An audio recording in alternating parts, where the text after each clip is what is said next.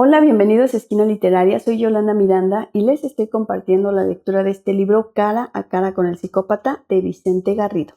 Estamos leyendo el capítulo número 3 que se llama ¿Por qué somos vulnerables?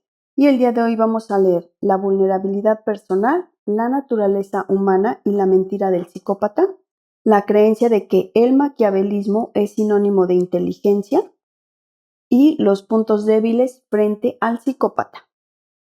La vulnerabilidad personal, la naturaleza humana y la mentira del psicópata. Escribe Jáuregui que la naturaleza, los ingenieros genéticos, en su expresión, en su instinta astucia y pillería, ha otorgado al ser humano dos tipos de cartas muy distintas, las que se ven y se tocan, las cartas abiertas y públicas del juego, y las que nunca pueden ser vistas ni oídas. Estas son las cartas ocultas y privadas del juego. El juego de la vida se juega, pues, con dos barajas. Una es la baraja de las palabras, de los gestos, de los aplausos, de los gritos, de los besos. La otra es la baraja oculta de las ideas y de los sentimientos, de las intenciones, de las jugadas o jugarretas de una estrategia urdida que nadie conoce salvo uno mismo. Entre ambos tipos de cartas hay un código de correspondencia, según el cual las cartas ocultas se traducen por las cartas que se enseñan. Así, si estoy enojado con alguien, yo puedo fruncir el ceño y elevar la voz cuando hablo con esa persona. Ese es el modo en que las intenciones y sentimientos se ponen sobre la mesa, mediante las cartas de palabras y gestos. Ahora bien, el hombre dispone de una tercera baraja, su voluntad, su libertad de respetar el código de las dos barajas, o por el contrario, de violar ese código, es decir, de mentir y engañar, de aparentar lo que no se es para obtener ventaja sobre el otro o los otros, ya sean estos familiares, amigos o compañeros de trabajo, o bien en niveles de mayor vértigo, accionistas, subordinados, súbditos o los ciudadanos de todo un país. Pocas burlas pueden ser más crueles que cuando alguien nos abraza, lleno en apariencia de un dolor compartido por la muerte de una persona querida, y él ha sido el que por su propia mano ha acabado con la vida del que ahora finge honrar a pie de tumba. El asesino añade de este modo infamia a su vileza. Esto es justamente lo que la Policía Autonómica de Cataluña, los Mossos de Escuadra, pensó que hizo José Luis R.A., el todavía presunto homicida de María Engracia, de 54 años, y de su hija Silvia, de 31. Silvia era su esposa de la que tenía 2 hijos, y María Engracia su suegra, y los 5 vivían en una vivienda unifamiliar de Granollers, cerca de Barcelona. Según la investigación policial, José Luis se llevaba mal con su mujer, y eso quizá explicara el ensañamiento de su asesinato, producido con un cuchillo de trinchar carne, el mismo que sirvió para matar a la otra mujer. Aquí vemos en acción esa tercera baraja de la burla y la mentira, ya que según las apariencias, José Luis decidió acabar de un plumazo con los problemas que le amargaban la vida. ¿Por qué aguantar a 2 personas que le debían impedir llevar la vida que él quería? Como hizo el adversario en el capítulo 1, se puede buscar una solución más rápida. Junto con el asesinato, hagamos un requiebro a los sentimientos nobles y pongamos cartas de palabras y gestos que no delaten que se es el responsable de ese doble crimen. Y así, como relató el periodista, el ahora detenido había afirmado que sufrió un fuerte shock y asistió muy compungido al entierro de su mujer y su suegra, rodeado de familiares y amigos. La creencia de que el maquiavelismo es sinónimo de inteligencia. En el capítulo 1 ya estudiamos en qué consiste la impostura del psicópata. Se trata de una gran habilidad para ser una persona mejor de la que se es, y no tanto para fingir que se es otra persona o hacerse pasar por otro, que es lo habitual entre los impostores que he llamado vocacionales o profesionales. Pero además de los psicópatas hay otros individuos que sin llegar a tener este trastorno han aprendido a mentir y manipular a los demás para favorecer su progreso en su trabajo o sacar ventaja en otros ámbitos. Para estudiar este modo de ser, Christine y Hayes desarrollaron un instrumento llamado la escala o cuestionario de maquiavelismo. En adelante empleamos M por maquiavelismo. En ella aparecen afirmaciones como las siguientes. La humildad no solo es algo inútil, sino también perjudicial, o lo más importante en la vida es vencer. De acuerdo con sus autores, los sujetos que obtienen una puntuación elevada en este cuestionario expresan una falta de afecto en las relaciones interpersonales e indiferencia ante las consecuencias éticas que se derivan de sus decisiones. Otros rasgos incluyen una ausencia de psicopatología importante y poco compromiso con ideologías políticas. Se sabe que los niños que puntúan alto en la escala M muestran una menor empatía que sus compañeros de edad. Lo que nos interesa de este cuestionario es que está relacionado con la capacidad de engañar que tiene una persona. Así, debido a que los sujetos altos en M, recordemos que M es maquiavelismo, están orientados a tener éxito en sus propósitos, más que a preocuparse por la gente que les rodea. Ellos son más eficaces a la hora de mentir y manipular en los encuentros cara a cara, es decir, son mejores para hacer creíble lo que dicen, con independencia de que sea verdad o no eso que dicen. Pero es que además estas personas altas en M se resisten en mayor medida que los sujetos bajos en M a aceptar que han mentido cuando son interrogados por ello, algo que comparten con los psicópatas, quienes son más reacios a confesar un delito ante las autoridades. Como escribió el creador de la escala, si tuviera que aislar un componente esencial del maquiavelismo, elegiría sin duda el deseo de manipular a los demás. Parece lógico considerar a los sujetos altos en M como poseedores de un rasgo que también es muy importante en los psicópatas, especialmente en los integrados, la capacidad de engañar, de mentir, de considerar a los otros como medios para conseguir sus fines, mientras que estos adoptan una perspectiva fría y racional. Cuando se enfrentan a las situaciones buscando siempre la estrategia que mejor salvaguarda sus intereses, las personas bajas en M se dejan llevar por una visión más personal y empática, donde los efectos de sus conductas en los demás es un elemento muy relevante a la hora de llevar a cabo una decisión o abstenerse de ella.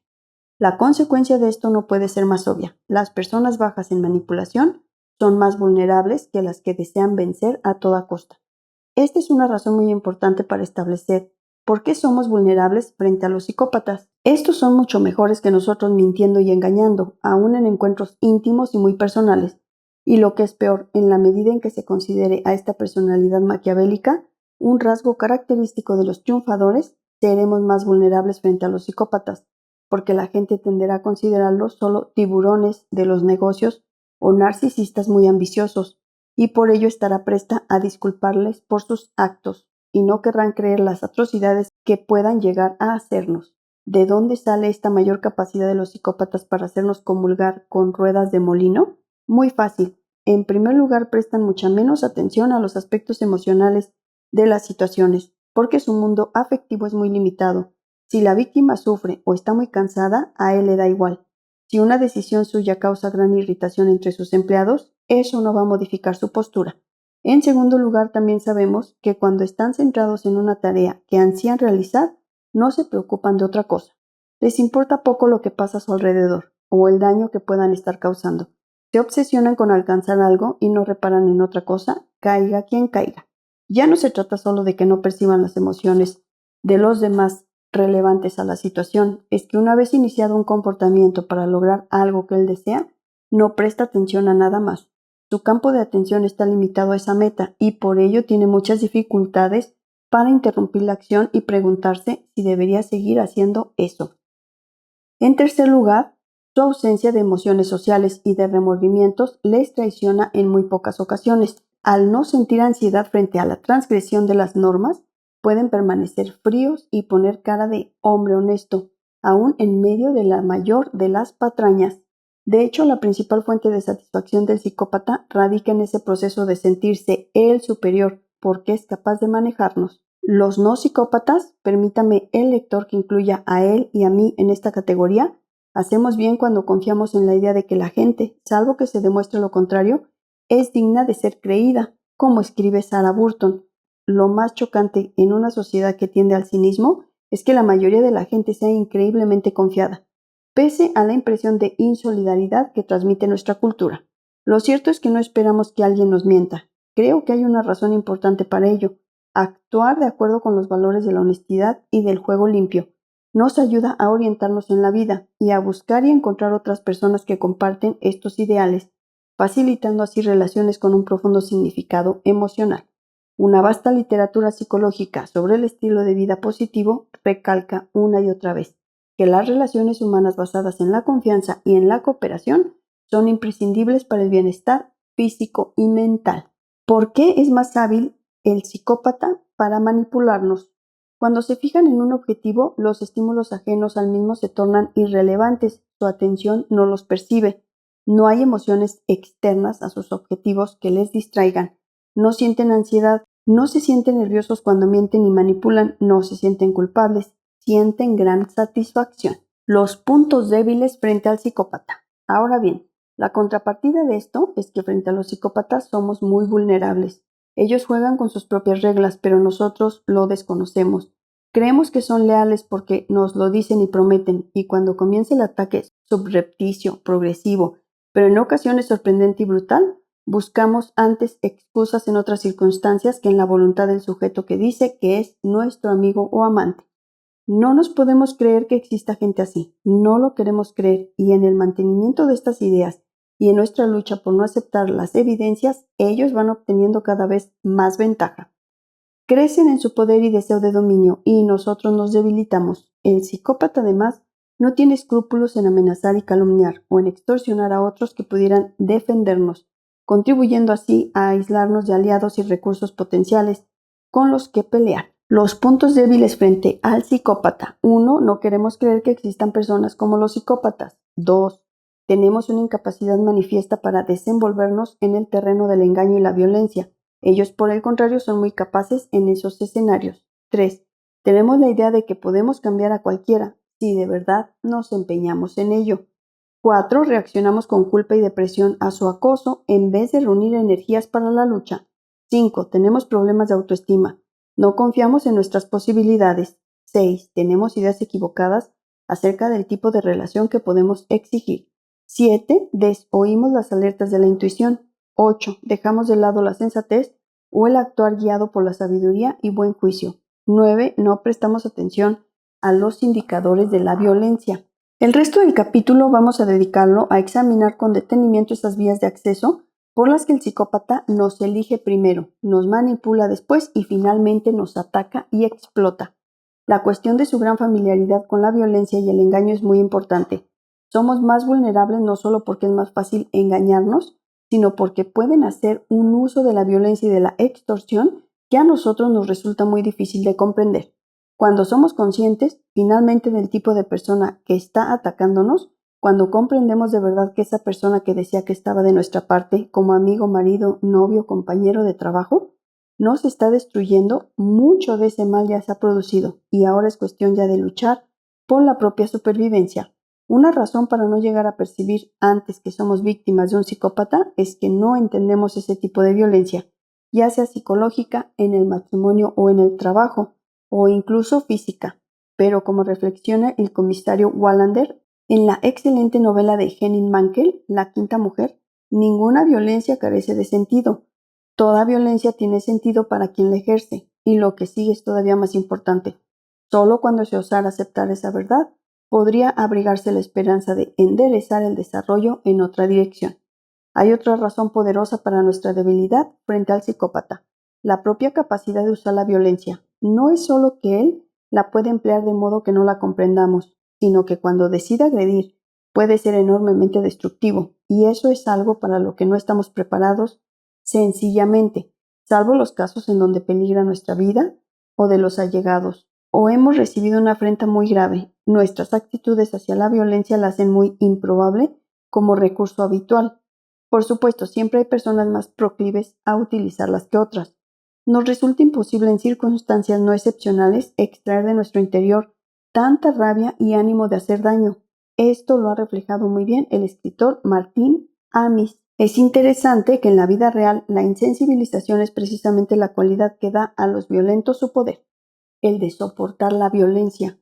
En los momentos que conducen a la violencia, los no violentos entran en un mundo de situaciones desconocidas para ellos y que provocan su repugnancia. Los violentos lo saben, esencialmente llevan a los no violentos a donde ellos se sienten cómodos, hacen que estos dejen su casa para, así decirlo, para ir a la suya. Es así, los no violentos jugamos un terreno extraño. Tenemos que enfrentarnos a alguien con un potencial desconocido para nosotros, para el que no estamos preparados. En un caso de violencia psicológica en la pareja, Ana me relata el estremecimiento que sintió cuando su novio le empezó a hablar muy mal de sus novias anteriores, ya que no solo las despreciaba, sino que se jactaba de lo mal que lo habían pasado por haberlas dejado, e incluso me contó con gran satisfacción cómo una de ellas tuvo que someterse a tratamiento psicológico porque estaba loca por él y no superaba que ya no estuvieran juntos. Un ejemplo de esa enorme capacidad para la violencia, ahora psicológica y física, me la describió Isabel en un caso del libro de Enamorado psicópata. Su novio vive muchas veces a costa de ella y a pesar de ello, o quizás por ello, no duda en avasallarla de todas las maneras. Al día siguiente me vino a buscar a la salida del trabajo e insistió en que fuéramos a Sevilla, a comprar ropa para mí, con el dinero de Isabel. Yo estaba hecha polvo y no tenía ganas de nada, así que él me iba escogiendo lo que quería que yo me comprara, unas faldas cortísimas o unos pantalones ajustadísimos. A mí no me va nada ese estilo y como no quería nada de eso, se enfadó mucho conmigo, me retorció el brazo en pleno Corte Inglés y me escupió en la cara al subir al coche. Es comprensible por qué queremos negar la realidad de la existencia del psicópata, al no reconocer que esos sujetos son de verdad incapaces de amar y de lealtad. Protegemos nuestro mundo racional, el orden de las cosas que hace que la tierra no se tambalee bajo nuestros pies. Por otra parte, también evitamos con esta negación sentirnos culpables y estúpidos por haber sido engañados de ese modo. Isabel lo explicaba muy bien, cuando reflexionando sobre lo que había padecido, ya alejado el psicópata de su vida, señalaba el dolor que sientes cuando la verdad te golpea en la cara. Otra debilidad importante deriva de la creencia de que podemos ayudar siempre a cualquiera, si realmente nos empeñamos en ello. ¿Cuántas mujeres y algunos hombres se han visto esclavizadas junto a sus parejas psicópatas por la convicción de que ellas aún no se habían esforzado lo suficiente para que sus chicos fueran por fin alguien que las hiciera felices? Por desgracia, esta creencia no coincide con lo que la psicología actual sabe de los psicópatas. Estos pueden volverse menos violentos con el tiempo, pero es casi imposible que cambie su personalidad básica, su egocentrismo y trato vejatorio de los demás, su incapacidad para el amor y la amistad o su deseo de dominar y controlar a toda costa. Una cosa es que decidamos invertir todas nuestras energías en ayudar a alguien que queremos sabiendo que él o ella es un psicópata, por ejemplo un hijo, y otra que hagamos ese devastador esfuerzo porque no queremos ver la realidad, porque nos duele aceptar el tipo de persona que es. Pero este es un error de consecuencias imprevisibles porque precisamente el psicópata saca su mayor ventaja de esa fe que tenemos en que las cosas, si nos esforzamos, acabarán de mejorar. Por eso es tan hábil en los primeros meses de las relaciones amorosas, causándonos una buena impresión, cautivándonos. El camaleón nos inocula un veneno que le será de gran ayuda en el futuro, porque cada vez que su pareja se desespere, él recurrirá a esos tiempos de felicidad para rogarle que tenga paciencia con él, o que es culpa de ella porque ha cambiado o se ha vuelto loca. Eva relató lo siguiente en su grupo de autoayuda a mujeres maltratadas. ¿En algún momento fue satisfactoria mi relación con él? Creo que sí. En un comienzo, meses, quizá el primer año. La falsa felicidad que vivía a su lado duró justo el tiempo en que consiguió convencerme del maravilloso hombre que era y lo feliz que me haría a su lado. Le sobraba cinismo para hacer el papel que se había adjudicado de hombre perfecto, progresista, agradable, cariñoso, honesto, respetuoso con la mujer que ama. El resultado de su perfecta interpretación fue mi matrimonio con él, y una vez conseguido su objetivo, la obra cambió de guión y de protagonista. Nunca pude entender cómo puede una persona ser tan distinta de ella misma. Aún después de mi separación, era capaz de llorar delante de mí y hacerme pensar que era yo la mala de la película, que él era la víctima y yo el verdugo. Lograba crear en mí sentimientos de culpa que nunca antes había experimentado, y lo peor de todo era que yo volvía una y otra vez a caer en ese engaño mezquino. Solo reaccionaba cuando del exterior de los amigos y de la familia me llegaba la verdadera realidad del hombre que se decía traicionado. Así las cosas, el desconcierto y la culpa pueden poner a una persona en una situación de gran debilidad, porque huérfana como está de una guía para salir de la pesadilla, puede reaccionar hundiéndose en la depresión. No acaba de dejar de querer a quien dice que la ama, pero se da cuenta de que no sabe qué puede hacer para salvarse. Rosa, una despierta profesional que se despidió de mí diciéndome gracias a ti por tu ayuda y gracias a mí porque sigo viva, explica una de esas situaciones límites. El psicópata destroza su vida, va y vuelve a su antojo y ella es incapaz de salir del laberinto. Creo que sentía asco de mí misma por haber estado con ese monstruo. Quería olvidar. Empecé a rehacer mi vida, pero a los 2 meses ya estaba llamándome otra vez. Le colgaba sin hablar. Yo había terminado en ese empleo, así que él ya no tenía posibilidad de verme. Un día estaba en casa y sonó una llamada con número oculto. Lo cogí. Era él. Mientras le decía por teléfono que me dejase, sonó el timbre de la puerta insistentemente. Abrí sin pensar y me encontré con que era él, que estaba llamando al timbre y a la vez desde el móvil. Nada más entrar me tiró a un sillón y empezó a besarme. Yo lloraba a mares y le suplicaba que me dejase. Él no paraba de repetir, lo necesitaba, lo necesitaba. Luego me dijo que él era tonto, que buscaba mortadela cuando en casa tenía jamón serrano, y que todo había ocurrido porque era un poco inmaduro, pero que en esos 3 meses había madurado mucho. Finalmente se fue. Creo que nunca había sentido ese asco y ese desprecio que sentía por mí misma. Deseaba morirme, deseaba matarme. Así que ahí tenemos un nuevo flanco por donde ataca el psicópata. Caemos en la desesperación, nos sumimos en el caos en vez de reunir las fuerzas para la lucha. Las mujeres que logran librarse del psicópata reconocen cuando miran hacia atrás la dureza de esos momentos y no comprenden cómo cayeron en la trampa. Esa es la habilidad de estos sujetos. Tejen la telaraña y la víctima no sabe cómo llegó allí. Eva cuenta sus impresiones al grupo de autoayuda de aquella época. ¿Cómo permití que llegase ese momento? ¿Cómo permití que me humillara una y otra vez hasta convencerme que era escoria, de que era una inútil, de que todos nuestros problemas, hasta el más mínimo, eran culpa mía? ¿Cómo permití tantas y tantas palabras insultantes, tanto odio hacia mí? ¿Cómo? ¿Cómo puede una mujer normal, sin problemas de autoestima ni de valentía hacia la vida, permitir que la lleven a la más deplorable situación de bajeza? Bien, muchas veces no se trata tanto de problemas de autoestima, pero sí de desconfianza hacia lo que uno mismo puede creer y esperar de la vida. Y ese proceso puede crearse en la mente de la víctima de un modo muy sutil, mediante el abuso psicológico. Suave y lento al principio, brutal e insistente luego. En otras víctimas esa falta de autoestima sí está como facilitadora del ataque.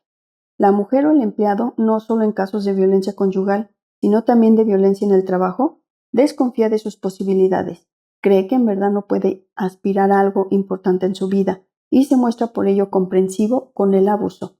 Es comprensible que cuando una víctima logra salir de una situación así, se queje de lo poco receptivas que han sido otras personas de su entorno, pero muchas veces estas participan de la misma ilusión que la propia víctima, es decir, que en verdad no existen los psicópatas. Yolanda, una víctima de abuso físico y sexual, reflexiona furiosa. ¿Cómo se puede vivir sabiendo que cualquiera puede ser un violador o un asesino? Y sabiendo además que a nadie le interesa creerlo. ¿Acaso mi dolor no es real? Él dice que yo estoy loca y que me lo invento todo. La gente prefiere creer eso a creer lo que pasó. Una última creencia que nos debilita frente al psicópata es el desconocimiento. Pensamos que determinadas personas tienen derecho a hacer esas cosas, porque son el marido, porque son los jefes o los dueños de algo. Las mujeres que todavía aceptan ese machismo rancio estarían en ese caso, pero también todas aquellas personas que buscan líderes a los que reverenciar con tal de tener la protección de alguien que parece superior aceptan cualquier menoscabo. Es el caso de los fieles de las sectas, masacrados repetidamente en episodios de suicidio colectivo, en las Guayanas o en Waco, Texas, o asesinados impunemente para que el líder les pueda robar sin que haya derecho a la devolución. La secta de la restauración de los 10 mandamientos en África, y son también los empleados y subalternos de dictadores y reyesuelos, víctimas y al tiempo verdugos de otros más débiles. Espero que les haya gustado la lectura del día de hoy de este libro, Cara a cara con el psicópata, de Vicente Garrido. Los espero el próximo sábado para continuar con esta lectura. Muchas gracias por escuchar.